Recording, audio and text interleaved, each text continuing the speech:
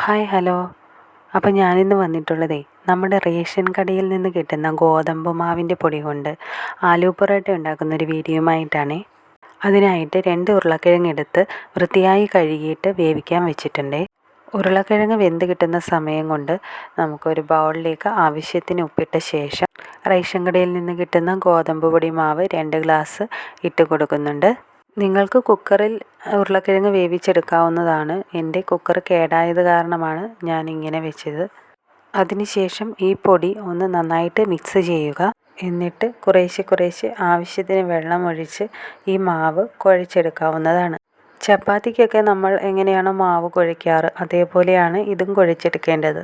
ഈ മാവിലേക്ക് കുറച്ച് ഓയിൽ കൂടി ഒഴിച്ചു കൊടുത്ത് ഒന്നുകൂടി നന്നായി കുഴച്ചെടുക്കാവുന്നതാണ്. കുഴച്ചെടുത്ത മാവിനെ നമുക്ക് കുറച്ച് നേരം റെസ്റ്റ് ചെയ്യാൻ വെക്കാം. അതിനുശേഷം ഒരു കഷ്ണം ഇഞ്ചിയും 3 വെളുത്തുള്ളിയും ഇത്തിരി പച്ചമുളകും കൂടി ചതച്ച് പച്ചമുളക് ചെറുതായിട്ട് അരിഞ്ഞെടുക്കുക. കുറച്ച് മല്ലിയില കൂടി ഒന്ന് അരിഞ്ഞെടുക്കേണ്ടതാണ്. അത് കഴിഞ്ഞിട്ട് സവാള ഈ കാണുന്ന പോലെ ഒന്ന് കട്ട് ചെയ്തെടുക്കുക. അപ്പോഴത്തേക്കും നമ്മുടെ ഉരുളക്കിഴങ്ങിൻ്റെ തൊലിയൊക്കെ കളഞ്ഞ് നമ്മൾ ആ ഉരുളക്കിഴങ്ങിനെ ഒന്ന് ഇതേപോലെ ഒരു ചീകുന്ന ഇത് വെച്ചിട്ട് ചീകിയിടുക. അതിലേക്ക് നമ്മൾ അരിഞ്ഞു വെച്ച ഉള്ളി ഇടുക.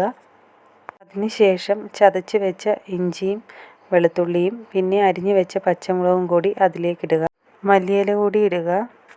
അതിലേക്ക് കുറച്ച് മുളക് പൊടിയും മല്ലിപ്പൊടിയും ആവശ്യത്തിന് ഉപ്പും ചേർത്ത് നന്നായിട്ട് ഇളക്കി യോജിപ്പിച്ച് കുഴച്ചെടുക്കുക. നമ്മൾ റെസ്റ്റ് ചെയ്യാൻ വെച്ച മാവ് നമുക്കൊന്ന് നോക്കാം. നല്ല സോഫ്റ്റായിട്ട് തന്നെ വന്നിട്ടുണ്ട്. ആ മാവിനെ ഇതേപോലെ ചെറിയ ഉരുളകളാക്കി മാറ്റാം.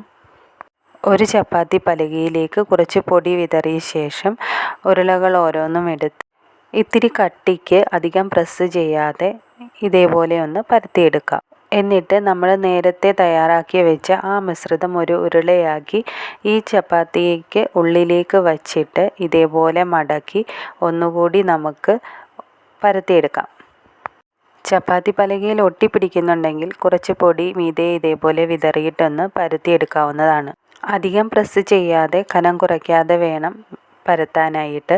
അധികം പ്രസ് ചെയ്ത് പരത്തിക്കഴിഞ്ഞാൽ ഉള്ളിലുള്ള ആ മിശ്രിതമെല്ലാം പുറത്ത് വരാൻ ചാൻസ് ഉണ്ട്. അതുകൊണ്ട് ഇത്തിരി കനത്തിലിരുന്നോട്ടെ, അധികം കനം കുറയ്ക്കണ്ട. പിന്നീട് ഒരു ദോശക്കല്ല് അടുപ്പത്ത് വെച്ച് ചൂടായ ശേഷം ഒന്ന് ഓയിൽ തേച്ച് കൊടുത്തിട്ട് നമ്മൾ ഈ ഉണ്ടാക്കി വെച്ചിരിക്കുന്ന ആലു പൊറോട്ട അതിൻ്റെ മുകളിലേക്ക് വെച്ച് കൊടുക്കുകയാണ്.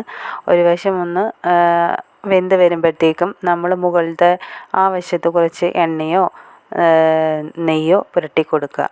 എന്നിട്ട് മറുപുറം വെന്ത് കഴിയുമ്പോൾ ഒന്ന് തിരിച്ചിട്ട് അതേപോലെ ഒന്നുകൂടി എണ്ണയോ നെയ്യോ ഒന്ന് പുരട്ടി കൊടുക്കാവുന്നതാണ്. 2 വശവും നന്നായി മൊരിഞ്ഞ് വരുന്നിടം വരെ തിരിച്ചും മറിച്ചും ഇട്ട് ഒന്ന് വേവിച്ചെടുക്കുക. അപ്പോൾ നമ്മുടെ റേഷൻ കടയിലെ ഗോതമ്പ് മാവിൽ നിന്ന് അടിപൊളി ടേസ്റ്റി ആയിട്ടുള്ള ഒരു ആലു പൊറോട്ട ഇവിടെ റെഡി ആയിട്ടുണ്ട്. അപ്പോൾ ഇന്നത്തേക്ക് ഇത്രയേ ഉള്ളൂ. വീഡിയോ ഇഷ്ടപ്പെട്ടാൽ ലൈക്ക് ചെയ്യുക, ഷെയർ ചെയ്യുക, കമൻറ്റ് ചെയ്യുക, സബ്സ്ക്രൈബ് ചെയ്യുക. Okay, bye, thank U.